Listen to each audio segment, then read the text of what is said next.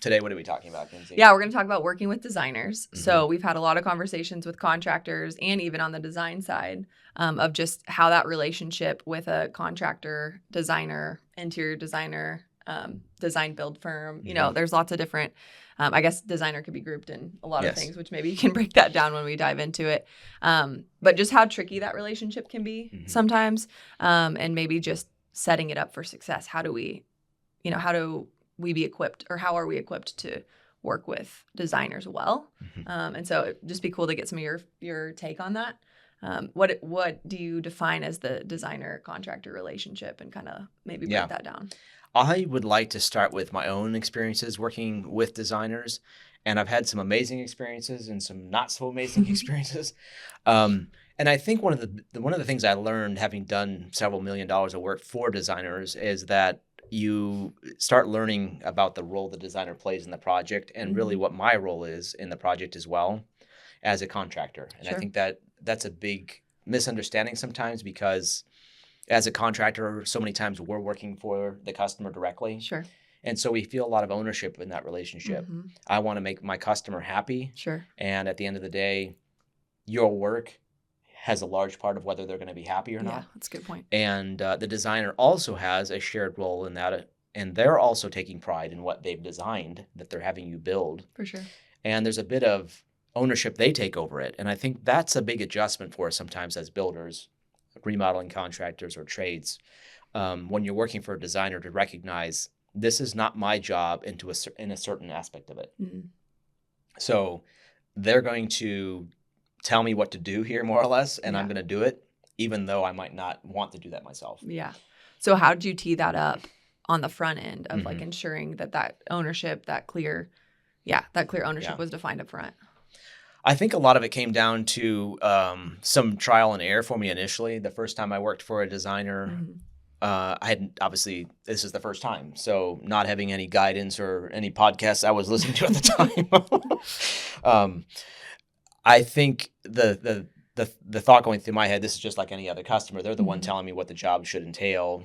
And one thing I started learning about the design perspective is the final product is so important to a designer. For sure. What it is that they're designing, how this is going to get built is not necessarily as important. Sure. They're kind of looking at you as a contractor to be the expert there. Sure. And so I think sometimes we just make assumptions and wrong ones. Yeah. And so that job ended up being giving that designer an estimate for this is what it's going to cost. And the next thing I know, I'm realizing that what we've estimated and what this job actually is going to be are totally two different things. Yeah. Wow. And I think that was the one thing I need to learn, is just their perspective. I'm sorry, when I say the designer's perspective in this particular case was, I want things precise. I want things detailed. And so the number one thing I needed to find out as a builder was, who's my customer and to what standard am I building this thing? And for him, it was about, I want it done right. It's going to be quality. It's going to be excellent. Not the price. Sure. And so I think that was a big thing to clarify right up the front of like, okay, who's my customer and how do I interface with them? Because you are, if it's residential, you're interfacing with a homeowner. They're going to be somewhat there asking you questions and knowing when to defer to the designer and making sure they're looped in on things. There's an old saying, when two people feed the horse dies. And the idea is that if two people are responsible for feeding the horse starves. Right. And I found that to be true too in any kind of other ownership situation where there's shared ownership of like, well, did you take care of that? I thought you took care of that. Yeah. Classic example of that was on a different project. The designer told us, here's the selections, here's what we're doing. And my project manager was clear on what he thought the selections were. And the designer and the customer had a side conversation, or somehow or another, there wasn't clear communication between us and the designer and the customer. Didn't close the loop. And suddenly we were installing granite countertops that didn't match what the customer wanted. Yikes. And that we found that out the day they were being installed and saying, that's not what I wanted, the customer said. Yeah. So who's that on at the end of the day? Well, we ended up eating it. Yeah. Because the designer and the customer were clear on what the countertop should be. And it was a communication failure on our part. So it's almost like set that up. Like, hey, what happens in this scenario when you start talking to a designer too? Hey, whenever how are we going to communicate so that way we're all in the loop at the same time and at every decision? Yeah. How do you tee that up to where you're a partner in it? Because it also sounds like a lot like selling to a homeowner. As a contractor, you need to be an educator. Yeah. sounds very similar from my perspective with a designer, because a designer, sure, they've designed a lot of things. They may know the process. They may know a lot of the things, but in terms of how to build it to, excellence, if you will, educating them on that and having that back and forth consultative educational conversation, your designer's your customer in that scenario. And so working through those, selections, working through how specifically it's supposed to be built, sounds like you've got to have that up front as well, and not wait until the end and you're like, well, you told me to do that, but it doesn't meet their criteria. As you're saying that, Kinsey, I'm thinking to myself about all of the I don't know if the pride's the right word for it, but a lot of times there's this contractor, I know what I'm doing, designer, I know what I'm doing, and there can be tension there, and I've seen that a lot of times, either on my team with the people they were interfacing with, of just like, well, that designer knows nothing. And I think the misunderstanding is being like, well, that designer is not a project manager, most likely. They are not necessarily an expert in the building process, but they have skills we don't have. Sure. Or they have skills that they're being asked to, to fulfill as a part of this project, and to respect those things and to be partners together. And I think that just requires some humility of going into that, of being like, I want to make them successful as a designer too, and not hog the glory. And I think that can be stifling in a situation too, where you're both like a fire and sapping the oxygen out of the room. Yeah. With ego can really get in the way in a big way. Yeah. And I think the best relationships I've had with designers is where I'm there to learn from them, support them, to make them successful, to build the best project we can have. And it's a partnership. Yeah, that's good. Yeah. That's a good call. Because it makes me think like, okay, a pro of working with a designer, there's probably a lot of pros. You could call out more than I, could. But from my perspective, a pro would be, hey, you might be getting a higher quality and level of job if you work with a designer, because they're selling to a customer that is willing to pay a designer for the project, rather than just a contractor that's looking for a deal, maybe. A customer that's looking for a deal. So, you might get more jobs. And we talk a lot about getting more of the right jobs, right? And so partnering and networking, if you will, with some designers, or a few handful, right? Yes. I don't know. It depends on the designer of how much work they have coming. But networking with that audience, I feel like could really tee your business up for growth if you find one that you work well with, which you may not work well with all of them, right? Yeah. And you got to kind of figure that out, because you have to find people that you communicate well with, that you work well with, you enjoy working with, because it is somewhat of a partnership. Yeah, you're running your own entities, but you're working on the same project together. So I definitely won jobs that were at a whole new caliber when I was building than what I could have otherwise won, because of the designer relationship. Sure. Where I'm being asked to build something that was stretching, that was challenging, and being like, wow, that's give an example of that. The designer I was working for was building projects that were just very innovative, and I'm now building a bathroom that wins a Best Bathroom of the Year award. That's cool. In Springfield, Missouri. And so would we have been tasked with doing that outside of his design skill? No. Yeah.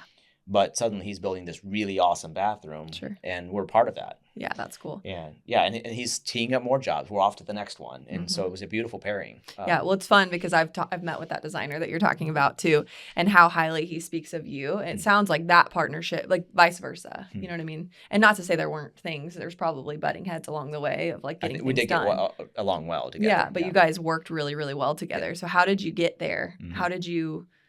Was he the first designer you worked with? Was he, because you kind of have to, if you work with a designer, or anybody, and you have a negative experience, you have to overcome that and not tell yourself the story that it's going to happen again. Designers, I'll suck. And right off. Yeah, exactly. But some you can work really well with. So how'd you get to that point? I think partly was being able to own the mistakes, because it's really easy, like in the situation where I talked about with the granite, we can just blame and say, well, that's their fault. But to really be humble enough to recognize there was a failure of communication. Yeah. And I will own my piece of that, and I will learn from that. And if you don't do that, the story is just lousy designer, stupid, they should have known better, not our fault. Yeah. And it'll be so easy to talk that off as opposed to learn something from it. Yeah. And I think that was prior to this design relationship. So no doubt we learned things, from other designers before working on these projects. But I think the other piece of it was there's some mutual respect we had for each other, which I think was really important. That's good. Where I knew his weaknesses, he knew mine, and we could play to each other's weaknesses and compensate for them. He was not a project manager, and that was my strength. Sure. Being able to fulfill. Nice. His strength was being able to say, this is what we're building, and innovative products and selections and wow the customer. He was amazing at managing customer expectations. And so I learned a ton That's cool. in those, working on those projects with him. And also he could also say, well, when I need something done, I'm going to call Ben up. And so it was, cool. There was definitely a really great pairing. And I think that can be something that's can be off where you're working with somebody that's just way outside of your league. That can happen as well. But if you can't fulfill their expectations, why you're trying to put yourself through the pain. Yeah. It's really and so I think that was kind of back to what we talked about at the beginning of what's the expectation at the end of the day? Is it top-notch quality? Doesn't matter what it costs. And can you deliver that? Yeah. So what was the process of getting hooked up with this designer? Was it, hey, we're like basically interviewing each other? Like, how did that kick off? Did your name get thrown in a hat and he's like, hey, you guys, all 4 of you contractors bid this job and whoever wins, and then it was built over time? Or is it like a process of asking quite almost like interview style? It was definitely an interview type of approach. I think part of it was we went out to lunch, sat down, talked about what it was he was looking for and whether or not we could fill that. So he was very wise to, I need a specific type of contractor to do a specific type of work, and here's where my struggle is, and are you the man for the job? And then we said, let's prototype it. Let's do a trial run. Yeah. Let's see how it works in the first try project. It out. Yeah. And then we're like, great, let's do more of that. Yeah. Cool. Yeah. Okay. That's awesome. Yeah.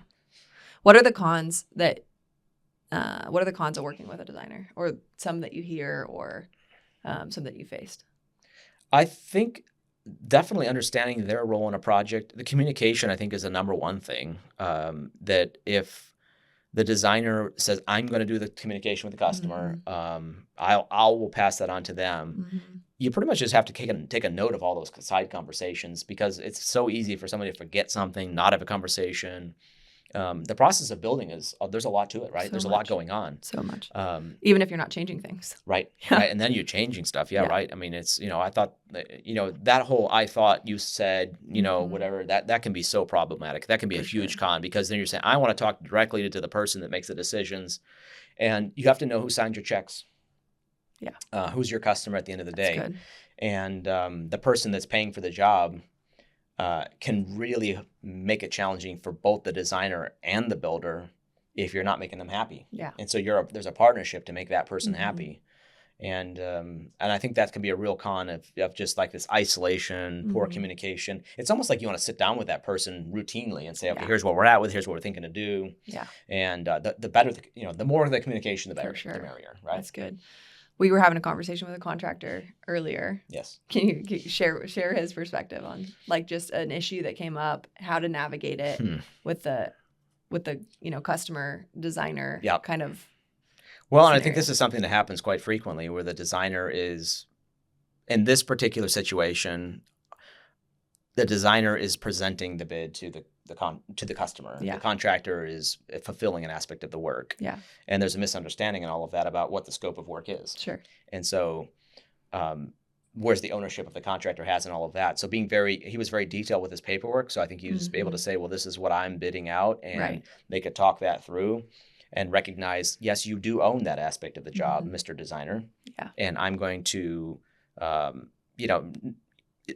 the end of the day, you need to be running an entity that makes money. Yeah.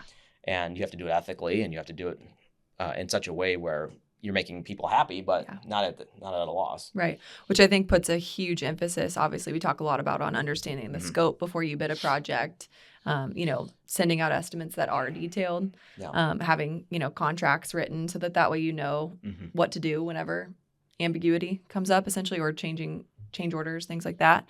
I think had it just been in a verbal agreement or ballparked bid or something like that, like he had a thorough bid that did not include the specific line item that was needing to be added to the project.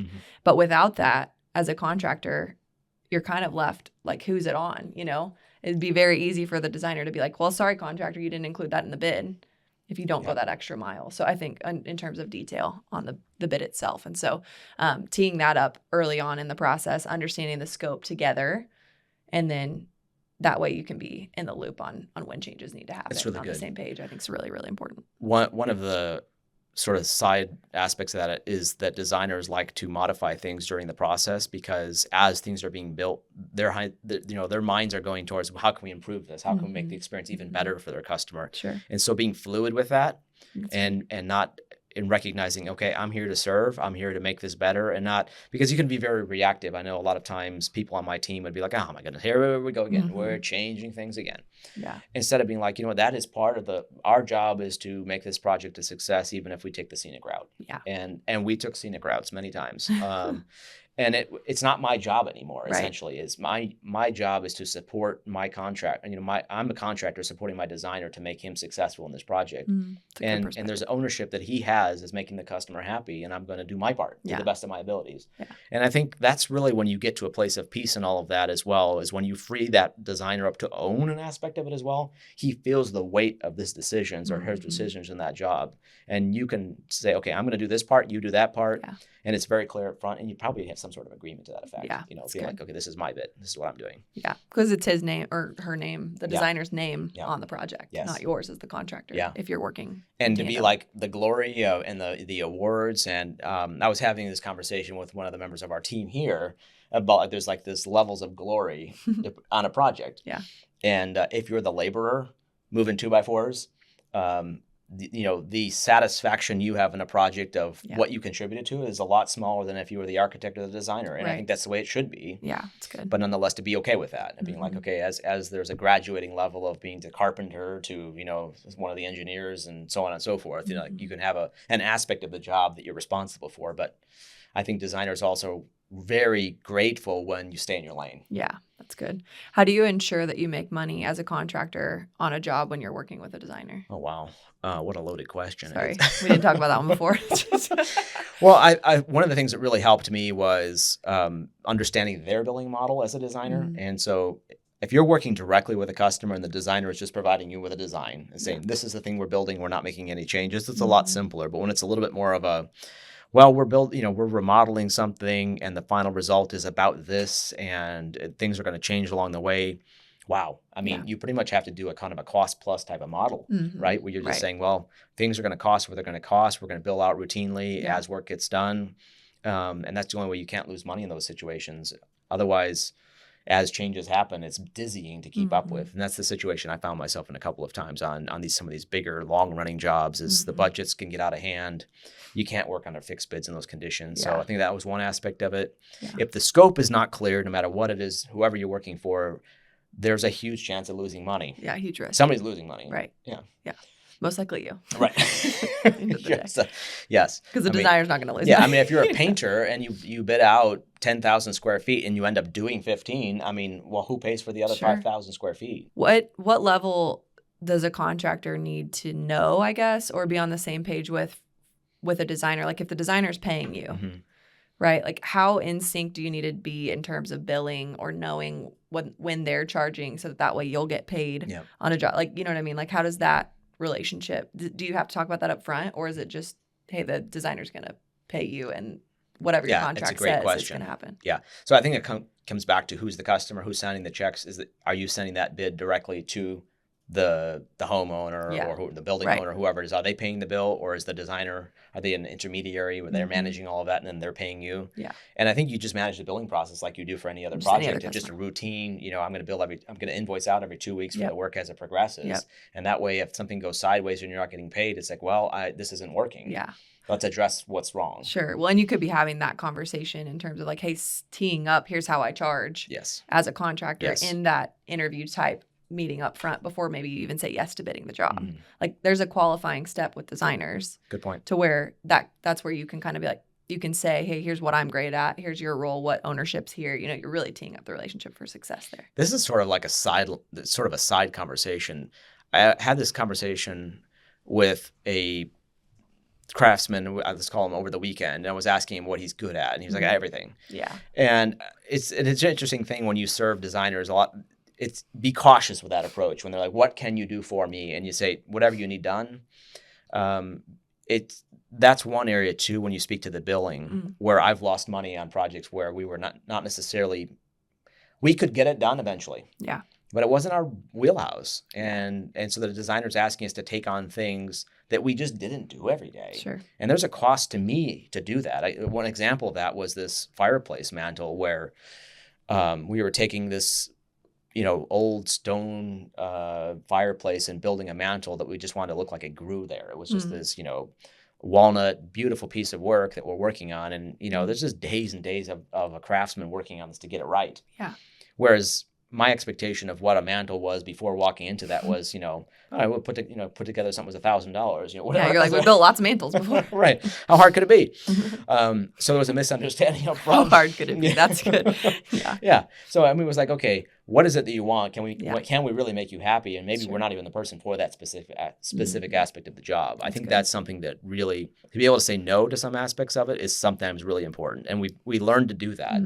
The more we recognize, like, that's not my strength. Let's get somebody else in that is an expert to take care of that piece. And and as far as the markup and all the headaches goes, work with that person in that regard. So what's the worst experience that you've had working with a designer, or worst, story? Fortunately, the bad scenarios weren't that terrible, but I think losing money on a project never feels good. Yeah. And I think that was one where the expectations of my client and my expectations were different. Scope of work was huge compared to what I had figured. Planned for. And so I think that was one experience where I was like, wow, this is a whole new caliber of how to get a project done. This is a very scenic way, very inefficient. And I think that was part of it as well. Recognizing that as someone with a design eye, and that was their skill set, looking at something and saying they could see the future as it was today, right? Yeah. And they don't necessarily have a how to get it done. That's my problem as a contractor. Yeah, how do I do it, and how long should it take? That's your contractor hat, right? Right. And so they're going to rely on me for that kind of information. And then the other aspect of it too is to really have those very thorough upfront meetings of trying to dig into the scope and learn how that designer functions. And I think that's a big piece of it as well. Not so much a horror story, but like if you don't have that, that's where I got to that moment of losing out on the job and just not understanding the perspective that person brought in. Yeah. But we learned a lot. Right. Like so many things. I'm curious if somebody's not working with a designer and they're like, maybe I should try that. Maybe I should, explore that from a lead generation side of getting new work, getting more work, having somebody else promoting you in a sense. What would you say the best strategy is for finding a designer to work with? Would you recommend a contractor or construction company like reach out to some and say, hey, we have some availability? Or, what would you recommend to somebody like that? I think designers are always looking for either, depending on the model they have, sometimes designers are connecting their customers with people to do the work to fulfill it. And a lot of it's reputational, who does great work, who has a great name. Sometimes they're hiring people directly to do a project. So I think networking is a key aspect of it, being in the same room with other designers and being at those, like trade organization meetings. A lot of times designers are there. Right. But I think it definitely is a huge lead generation strategy. But you don't want to try to make too many people happy and all that either, right? Like, okay, I find 2 or 3 people that I can work with, and that's great. Sure, that's enough work. Right, You don't necessarily want to scale too fast either. So. And maybe just kind of, dabble in it a little bit and see what it's like, and not get too committed to huge projects before you I think that was one lesson I learned in all this too, is start too big too fast, and you experience a lot of growing pains. For sure. Yeah. Yeah. One thing it makes me think too is like, say a designer I'm putting my sales hat on, right? Like partnership hat. Yeah. Say a designer is like, no, I have my go-to. I'm sure a designer gets a ton of leads of people who are like not interested in paying a designer at the end of the day. So they probably have a referral network that they'd be like, hey, actually, I know somebody who might be able to do the job for you, minus the design, if that makes sense. So even from a referral standpoint, like if they're not taking on new contractors, they might even have work that they'd be willing to pass off to somebody new that could handle the volume potentially. Yeah. I don't know. Just a thought. Yeah. One of the things that it's really easy to sort of think that we're, have ideas to contribute, and you can really step on designers' toes as well. A customer asks your opinion about something, and you got to be really careful of that.